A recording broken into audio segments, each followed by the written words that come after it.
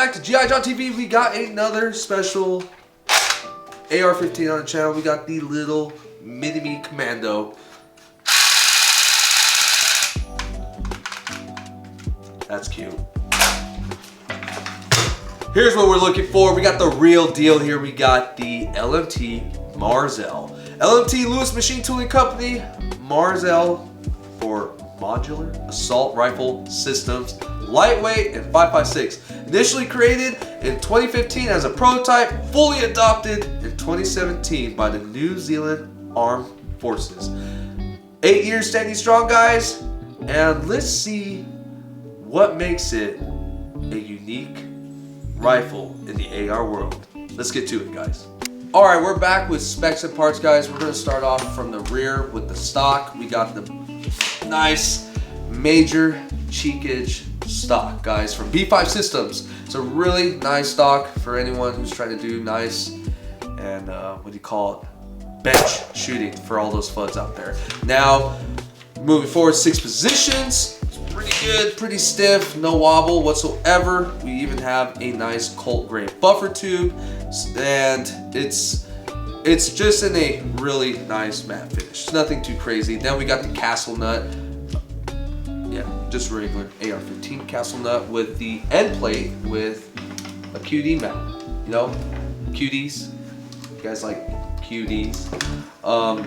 Then we got the lower receiver, which is a very interesting and expensive piece because LMT likes to be expensive and no one doesn't have the bank account to afford them, right? Because they like to make expensive stuff. So it's ambidextrous, very covert, nothing too extra about it. It's really, how do you say, concealed in terms of the parts because it's not like out there like other lowers where they have ambidextrous pieces and it tends to be bulging out and you might accidentally hit stuff and then you lost your mag. So sad. Then we also have the HK style markings. You know, LMT, it's just love copying, I guess. So these are like HK style markings. You got safe with white, fire for red, and it has an ambidextrous selector switch. The sad part about the ambidextrous selector switch is that it could interfere with your trigger finger. If they could have slimmed it down, we would have all been fine. But they didn't, did they?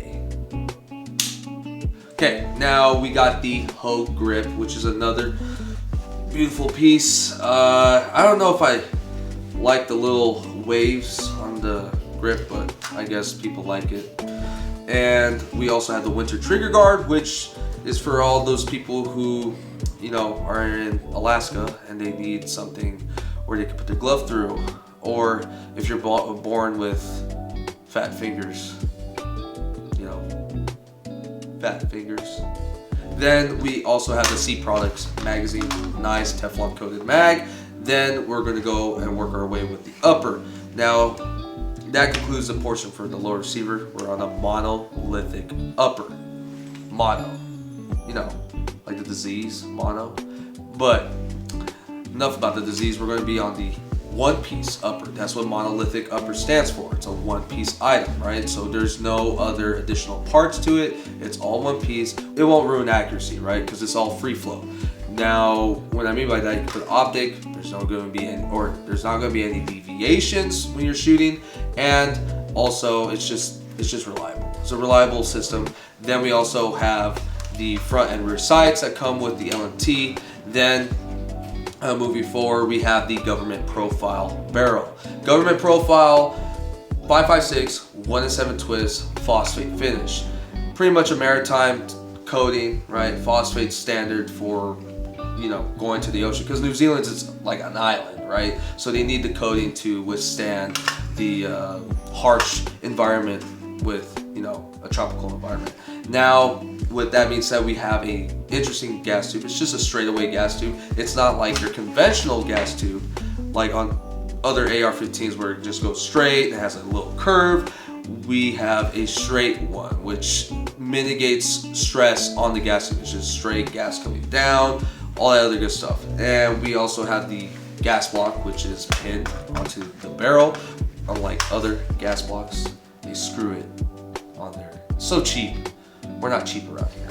Then we got the bayonet lug, which is sideways because if you have a grenade launcher, they want to have the addition of a bayonet lug. Now we got the Surefire 3-prong muzzle brake. Really nice muzzle brake. This is standard on what they're using. Doesn't have the mount for, you know, I guess you could say suppressors, but change my mind if they can. But again, that's it. It looks like a little bit of a duck bill, you know, duck, quack, quack. So with that being said, guys, that is the specs and parts portion of this rifle.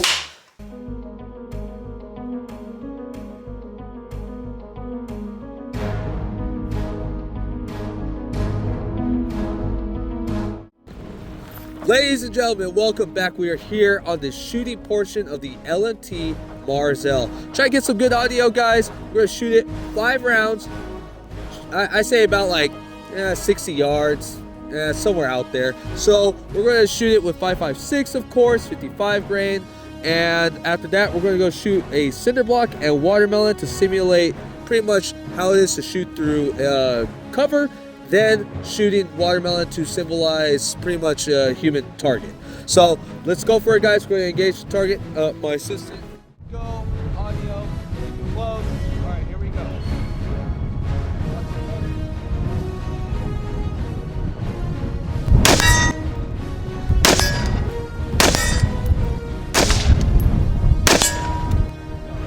Now that went kind of poopy right there. I ain't gonna lie. So we're gonna go and move on to our next shooting section, which is going to be on the watermelon portion. So let's get to it, guys. All right, ladies and gentlemen, watermelon challenge.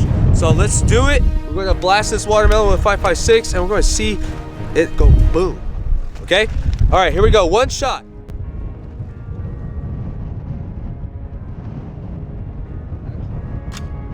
Lock and loading would help.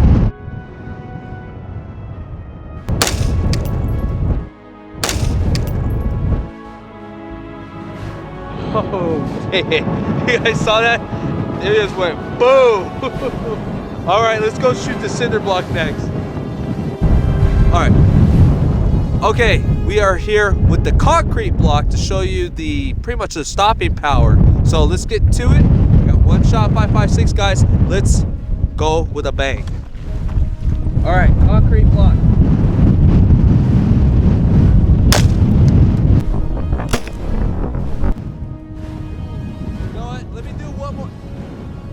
Let me do one more shot.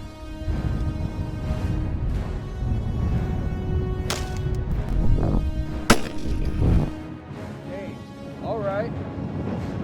That's looking pretty good. All right, guys, let's go take a look and assess the damages done on the watermelon and the concrete block. All right, here it is, concrete block. Take a look at it. It's a little neat hole. It's pretty crazy. I know 7.62 will probably blast through this, but for 5.56, guys, a little neat little hole. Pretty cool, and obviously the remnants of the watermelon, as you can see. Really destructive, I'd say. Yeah. So let's get back to the war room. So in the end of it, guys, we talked about the history, we talked about the specs and parts, we even shot it, and we blew up some melons, and we blew up concrete. And honestly, let us give a moment of silence for Melon 1 and the sacrifice to this channel. Oh, well, we'll miss you dearly. Now with that, guys, we're going to be going for my thoughts on this platform. Is it worth it? I think it is. If you're a big novice collector about AR-15s, go ahead and grab one if you have the tax return for it. Now with that, words of wisdom, guys. It's the most important segment of this channel. Make sure men do men things and women do women things. So with that, this is G.I. John TV, and I am out. Peace.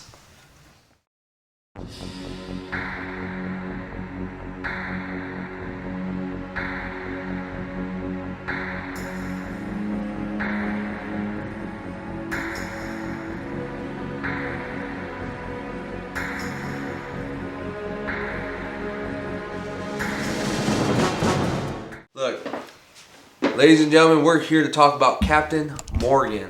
John, you're gonna stop doing that. Behold the lair of doom. Hey, I did it. That was easy.